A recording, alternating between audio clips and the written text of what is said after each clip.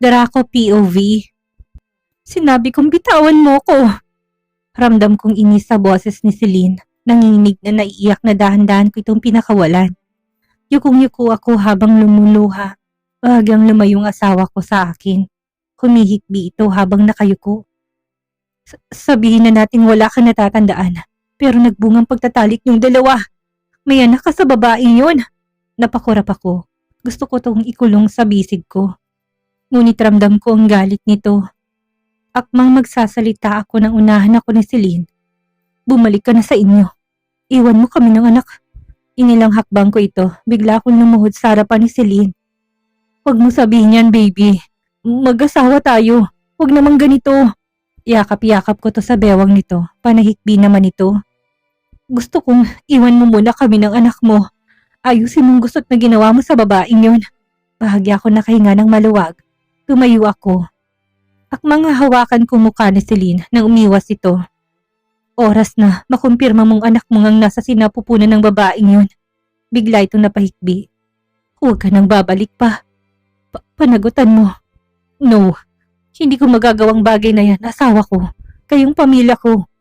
Kayo ang mahal ko. Please, don't say that. Akmang yayakapin ko to nang lumayo to sa akin. Baby naman. Sa nangihinang wika ko. Tumulo na naman ang luha sa mga mata ko. Bumalik ka na sa Maynila bukas. Nangihina ako napaluhod. Huwag naman ganito. Gumaralgal ang boses ko. Ngunit dumiretso na ito sa loob ng kwarto. Biglang kumuyom ang kamao ko sa galit. Galit sa mga taong may kagagawa ng lahat ng ito. Hindi ako makakapayag na masirang pamilya ko. Nagpalipas ako ng ilang minuto bago ito sinundan sa kwarto. Nakaupo ito sa gilid ng kama. Nakayukyuk habang tahimik na umiiyak. Ang sakit-sakit na makita nagkakaganitong asawa ko. Inalis kong bara sa lalamunan ko.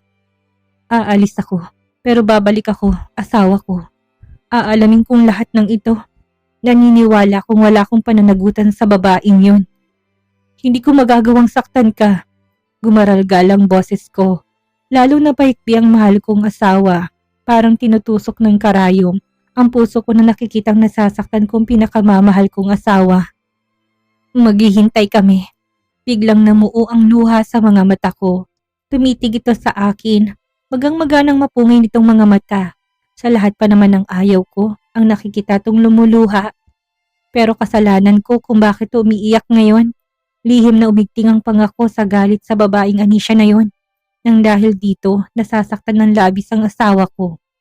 Malaman ko lang talagang totoo. Humanda siya sa akin. Kung makukumpirma mong nagsisinungaling lang ang babaeng yun. Pero oras na magkatotoong sinasabi niya, umiling ito. Wala ka nang babalikan pa.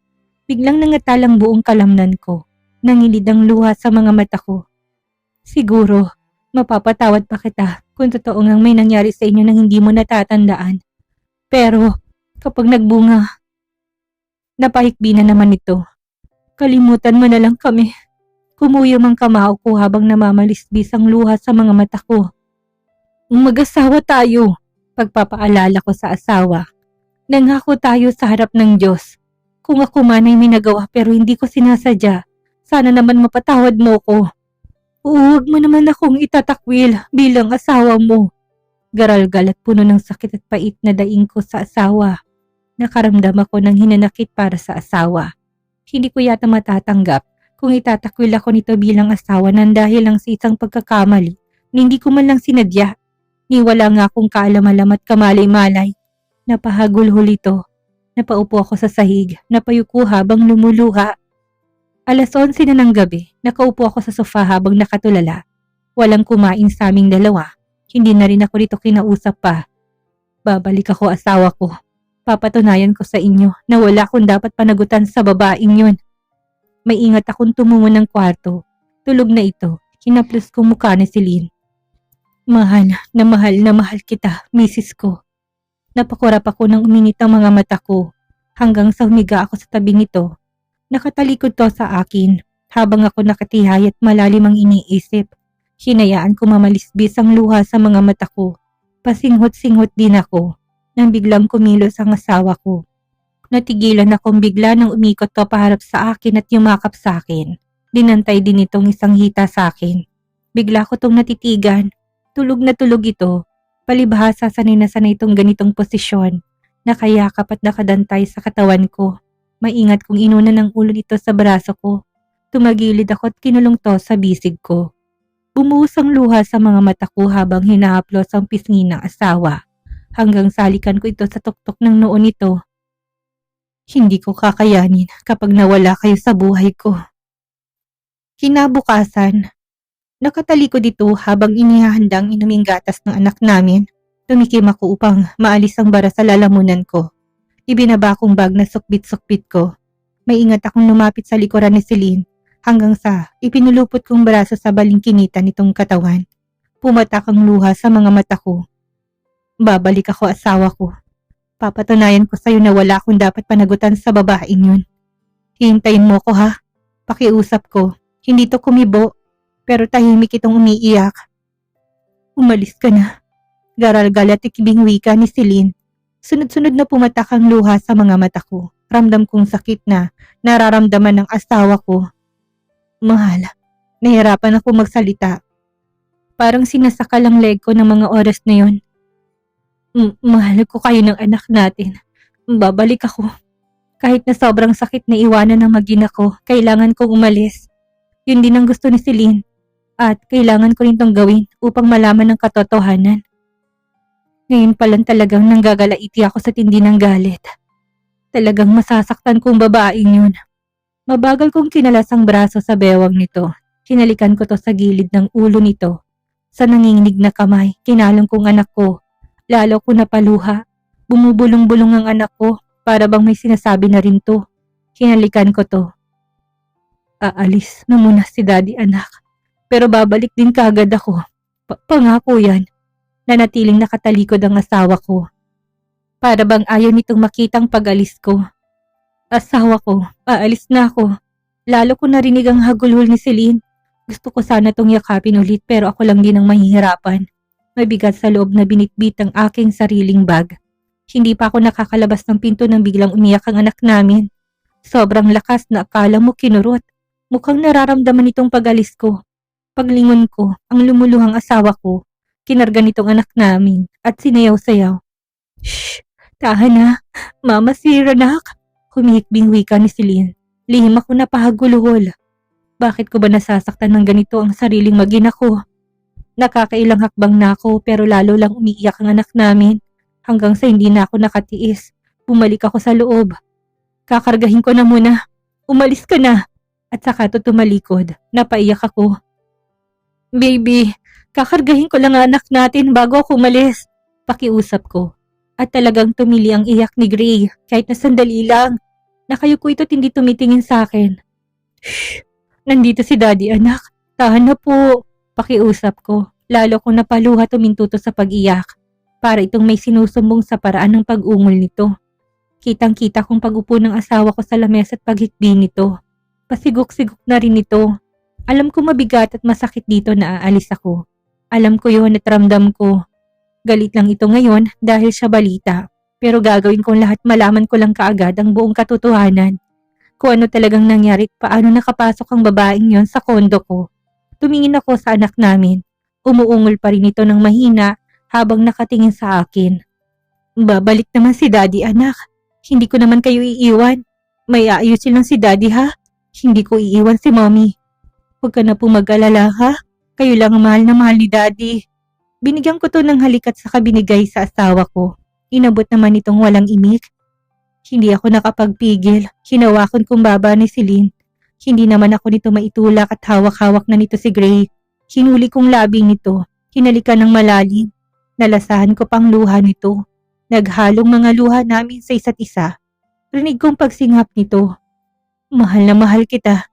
Ikaw lang ang magiging misis ko. Sa muling pagkikita natin, pinapangako kong wala nang mag-iingat lang sa pagmamahalan nating dalawa. Walang kamalay-malay si Draco na sa pag-alis nito, yun na rin ang muling pagkikita ng dalawa sa hinawasan.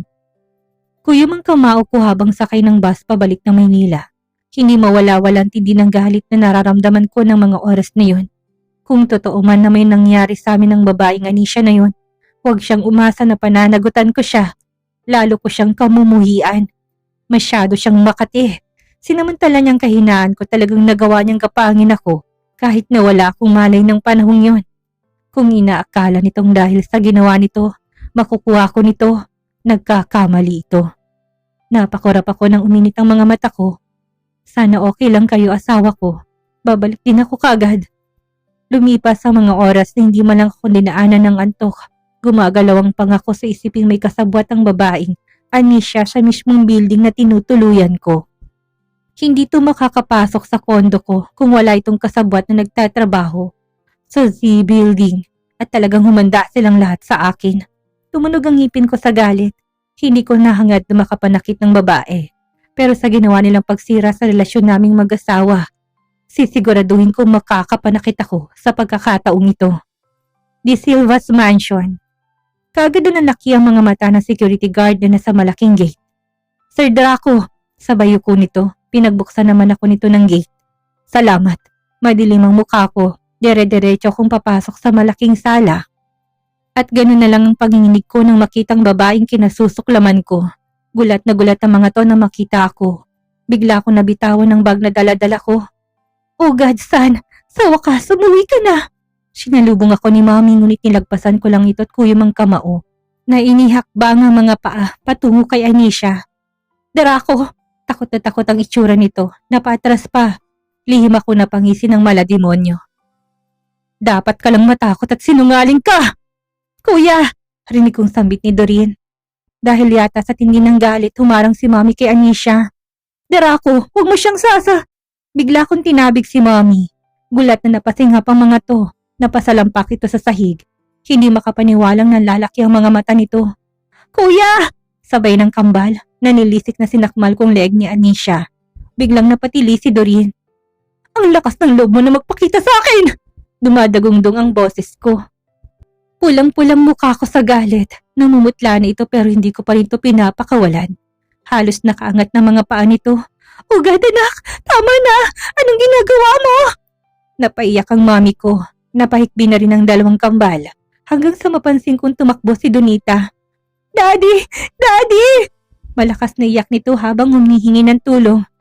Tama na anak! Mapapatay mo siya! Napaluhod ng ina ko sa pagmamakaawa. Kumagulo ito ng malakas. Ramdam kong panginginig ng katawan nito sa nakikitang galit sa mga mata ko. Umiinit ang mga mata ko sa tindi ng galit. Draco! Putlang-putla na si Anisha. Sinusubukan itong alisin ang kamay ko pero hindi nito magawa. Isang malakas sa suntok ang nagpabitaw sa akin. Hindi ako kaagad nakakilos hanggang sa mapait ako na pangisi. Dumaloy ang sakit at hinanakit sa mga mata ko ng titigan kong sariling ama. Kitang-kita ko pa kung paano mapaiyak ang babaeng Anisha. Nakaluhod ito sa sobrang panghihina. Kanda ubo-ubo rin ito. Umiiyak na nilapitan to ni Mommy at Doreen. Si Donita naman nanatiling nakatayo. Sana, hindi niyo na lang ako naging anak. Matigas na turan ko sa ama. Napanunok ito. Napaiwas ng tingin. I'm sorry. Bigla ko natigilan. Kung kaya ko lang ibalik ang lahat, sana napigilan ko pang mami mong ito. Tumigas sa mukha nito hanggang sa mapatitig to sa akin. Hindi mo kailangang pumatay ng tao para lang maibsan ang galit sa puso mo, son. Marami pang paraan. At sa pagkakataong ito, tutulungan kita. Uminit ang mga mata ko. Nahirapan akong lumunok. Niyakap ako nito. Honey, napahinto si Mommy. This time, akong masusunod. Gulat na hindi nakakibong sariling ina ko. Sa library tayo mag-usap. Gusto ko yatang mapaiyak. Sa pagkakataong ito, may kakampi na ako. Galit na binalingan kong babaeng Anisha. Kung inaakala mong magtatagumpay ka, nagkakamali ka. Dahil kahit na anong mangyari, hindi kita magugustuhan. Mas lalong hindi kita pananagutan sa kalandian mo. Kung anumang panlalaso ng ginawa mo sa mami ko, hindi ka magtatagumpay, Anisha. Itatak mo yan sa makitin mong utak. Pansin kong kalituhan sa mukha ni Mommy. Anong? Saan? Sinundan ko si Daddy, ngunit napahinto ako nang makitang nakatingin sa akin si Donita. Umiiyak ito. Nagulat ako nang yumakap to sa akin. Nanigas ako sa kinatatayuan ko. Sorry kuya! Naipon sa sulok ng mga mata kong luhang gustong kumawala. Kumalas ito sa akin. Nahirapan akong lumunok. Walang imik na iniwan ko to. Donita, anong... Tama na, Mommy. Hindi ba kayo naawa kay Kuya? Anak mo ba talaga si Kuya? Bakit ba hindi niya nalang tanggapin si Celine na talagang mahal niya? Paano niyo natitiis si Kuya ng ganyan? Kung tutuusin bilang ina, ikaw ang unang masasaktan kapag nakikita niyong nahihirapan at nasasaktan ng anak ninyo. Ang kaso, kayo pang gumagawa ng dahilan para masaktan ng sariling anak ninyo. Pinunasan itong luha sa mga mata. Minsan na ako nagkamali, Mom, pero pinagsisisihan kong lahat ng yon. Gulat ako na pahinto sa paghakbang, pati si Daddy na pahinto din. Kitang-kita kong pagkatigagal ni Mommy. Hindi rin nakakilo si Doreen. Huwag niyong hintayin na mawalan kayo ng mga anak. At saka ito tumalikod. Lumabas ng mansyon. Biglang tumingin sa akin si Mommy. Tumulo na lang biglang sariwang luha sa mga mata nito. Pati si Doreen napayuko na lang habang tahimik na umiiyak. Sana naman, Mommy, sa pagkakataong ito matauhan ka na. Library. Nanigas ako sa kinatatayuan nang yakapin na lang akong bigla ni Daddy. Lalo ako nagulantang na umiiyak na rin ito. I miss you, son. Doon pumatak ang luha sa mga mata ko. Patawarin mo ko kung wala akong nagawa sa mga pinagagawa ng mommy mo noon. Patawarin mo rin sanang mommy mo. Bumigat ang pakiramdam ko. Kumalas to sa pagkakayakap sa akin. Babawi ako, anak. Sa pagkakataong ito, tutulungan kita. Salamat, Dad. Bigla akong napayuko ng pumatak ang luha sa mga mata ko. Marahan itong tinapik ang balikat ko hanggang sa umupo kami sa mahabang sofa. Gusto kong malaman ang tungkol sa kondo mo, anak. Gusto kong malaman kung totoo ba na may namagitan sa inyo ng Anisha na yun. Tumigas na naman ang mukha ko sa galit. Bigla rin ako napakuyong. Yun bang sinabi niya sa inyo? Tumango ito na ikinataas baba ng paghinga ko. Pumunta daw siya ng kondo mo para sana humingi ng tawad. Pero sa galit mo raw, inangkin mo siya. What? Galit ako napatayo. Sinungaling siya, Daddy. Hindi ganyan ang nangyari. Tumango-tango ito. Relax ka lang, son. Naniniwala ako sa'yo. Alam kong noon pa man, hindi mo na siya gusto. Bigla ako napaupo. Sabihin mo sa akin ang nangyari ng araw na yun. Napahilamos ako ng muka. Akmang magsasalita ako nang biglang bumukas ang pinto. May pinag-uusapan kami. Wika ni Dad kay Mommy. Makikinig ako. Hindi ako makapaniwalang napatitig sa sariling ina. Ngunit nakatingin to sa kawalan. Hanggang sa humugot ako ng buntong hininga bago simulang ikwento ang lahat na nangyari. Gulat ang mga to na napatitig sa akin. Yun ang totoong nangyari. Kasinungalingan ang pinagsasabi ng babaeng yun. Umiiting ang pangako. Paano kung inangkin ka niya habang wala ka sa katinuan? At yun ang dahilan kung bakit nabuntis. Napahinto si Mommy na magsalita si Daddy. Inaalam na ng investigator ko ang mga nangyari sa araw na yun. Tsak ko na may kasabwat si Anisha sa building na yun. Napahilot to sa sentido nang tumingin to sa akin. Anong gagawin mo, anak, kung sakaling makumpirmang hindi nito maituloy ang sasabihin? Gumagalaw ang pangako. Wala siyang mapapala sa akin, Daddy. Hindi ko siya pananagutan. Sinamantala niyang kahinaan ko. Gumamit pa siya ng bagay na ikakawala ko ng malay. Kumuyom ang kamao ko. Paano ang apo? Napahinto si Mommy nang tumingin ako dito. Marahas akong napatayo. Kung dahil sa kagagawan niya, nagbungang araw na yun. Susuportahan kong bata. Tumitig ako kay Mommy. Pero hindi niyo mapipilit sa gusto niyo, Mom. Mas gugustuhin ko na lang mamatay kisang panagutan ng babaeng yun. Bigla tong napalunok. Kasal na ako. Bigla tong napasinghap. Nalalaki ang mga mata nito na napatingin sa kamay ko. Si Daddy naman tumangu-tango lang. Parang natuwa pa.